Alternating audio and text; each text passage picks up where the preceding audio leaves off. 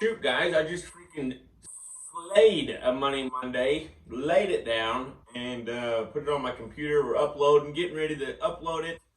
It's about to die. Go digging for the charger, and I left it in Idaho. I left it at the house, which sucks because I am about 2.5 hours from the house. I am sitting in the hotel room right now, so we are going to do this again. Guys, welcome back to Money Monday. We're happy that you're here with us, and thank you for being here with us, guys. One of the biggest questions I get asked quite often is how are we staying busy? What are we doing to stay busy? And how can I help you guys be able to find work?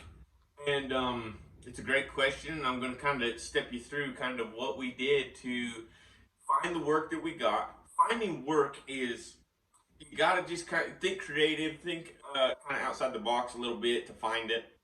Once you find it, it's relatively easy to find more of it. Okay, if that makes sense. So we're gonna roll back to when we got laid off from the oil and gas. That was in April. We were driving home. We're headed back to Idaho. Throw on an old hat. I'm looking a little rough right there. Need a haircut probably. But we're on our way back to Idaho. We happened to see a job trailer. Okay, it was just an enclosed trailer. It had a company logo on it. Now, I have worked for the company before, quite a while back. 2016, we were doing a bridge repair job for them.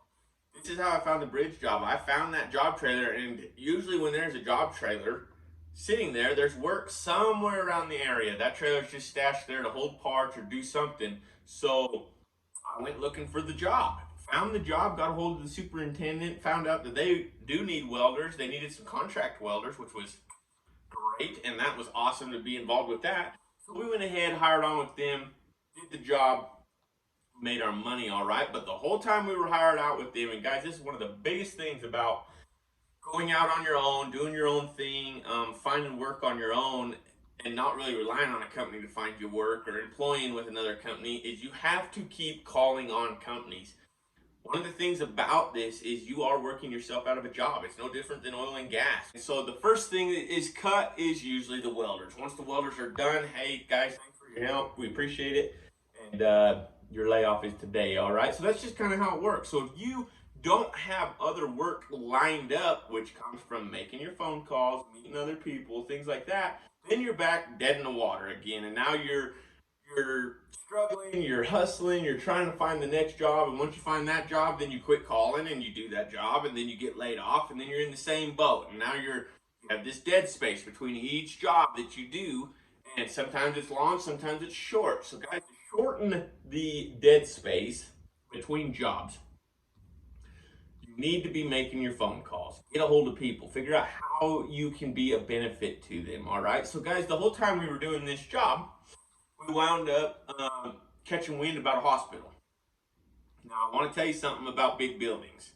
Big buildings cannot use regular heating systems. They can't use regular air conditioning systems. It just doesn't work. It's too big, and the systems can't keep up. So what they have to do is they have to bring in big boilers and big cooling systems, which require a lot of welded pipe. Guys, there's so much work in big buildings as far as welders go that you could be hooked up on a job for months, putting in heating systems and things like that, and it requires a lot of welding. Now, guys, coming from the oil and gas industry, we were required to fit pipe. We were required to pull our measurements. We were required to cut our pipe, all that stuff. We understand the fabrication end of it, and so to take that skill set that we learned and move it into this other skill set it's seamless. It's the same thing. It's just a different kind of building that we're putting it in. Over there we were tying in compressors and pumping units and things like that. Now we're tying in boilers and cooling systems and all of that. So guys, another way to stay busy, keep your eyes open. Look for big buildings that are going up. When you see iron going up, stop. Get your hard hat on. Always be packing your hard hat. Always be packing a safety vest so that you can get out onto these jobs, so that you can go talk to who you need to talk to, all right? When you're driving with the family, hey, wow, that's a lot of I-beam right there. I'm going to stop in. Usually when there's some big I-beam and there's multiple floors, hey, I can guarantee you there's some boiler work going on in there. So, just another tip. See big buildings, be sure you stop.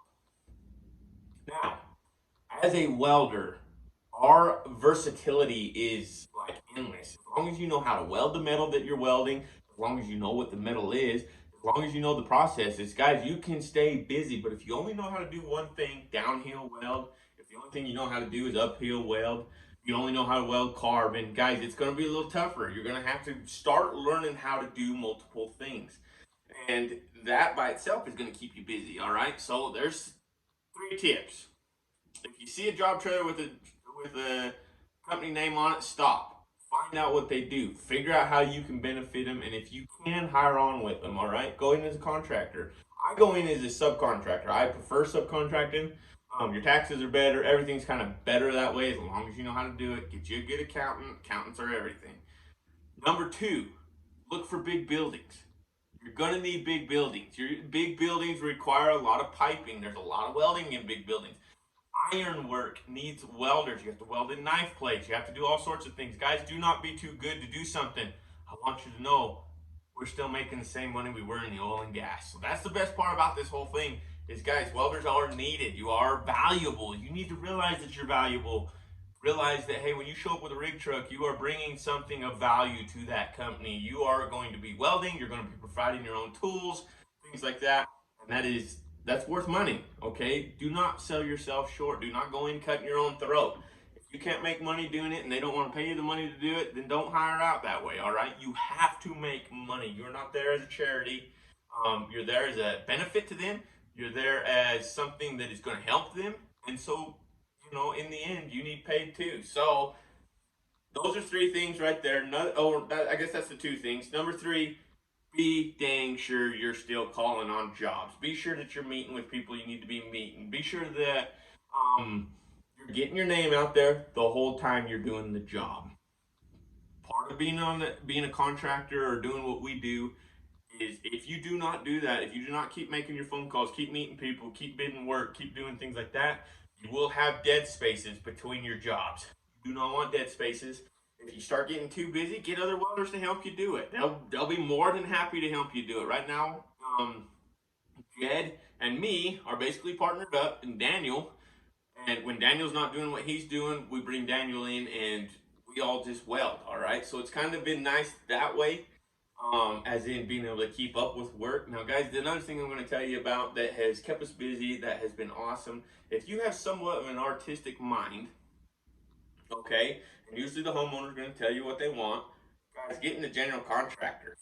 Learning from my background in the construction industry. So me and Jed, my whole family has done hardwood floors, all right? So all the boys started when they were about 7 years old. Everybody started going with Dad to his jobs. We started helping, we started learning. We probably weren't worth being on the job, but we were there, and Dad thought it was important that we all learned how to work, and we all learned how to talk to builders and contractors and things like that. So that being said, we have a construction background, very far back in our background. We've been in construction. So we've been calling all our general contractors, all our builders, and guys, handrail has to be built. It's either built with retaining walls, which is just a big wall that's around the staircase. It's built with wood handrail, or you get your metal handrail. All right, metal handrail is super awesome. It's a good little money maker once you figure out how to bid it, once you figure out what you can bid in your area. If you have the ability to turn something out that's beautiful and you take a lot of pride in what you do, handrail is a good money maker. So guys, that's just some ideas on how to make some money. That's probably the biggest question I get a lot is, man, how are you guys making money? Seems like everybody else isn't working. They're losing everything. They're selling everything. And it's because they're so focused on one industry that they can't just pull themselves away from it, get away from this one industry, and just look at the bigger picture. Guys, when you're driving around, realize that there's so much stuff that needs welded. And if you know how to do it, you're going to stay busy. You're going to keep feeding your family. You're going to keep putting money in your pocket. And in the end, that's what's important, all right? So everybody be blessed. We love y'all. Don't forget, hey, number 1, you are a welder. Number 2, you are needed, all right? So, guys, don't let anybody tell you there ain't no opportunity that's running around. There's so much opportunity right now. You just got to find it. You got to get in with the right people. And that all comes from calling, meeting people, and just being a professional. All right. Everybody be blessed. We love y'all. Have a great rest of your day. We'll talk to you later. See ya.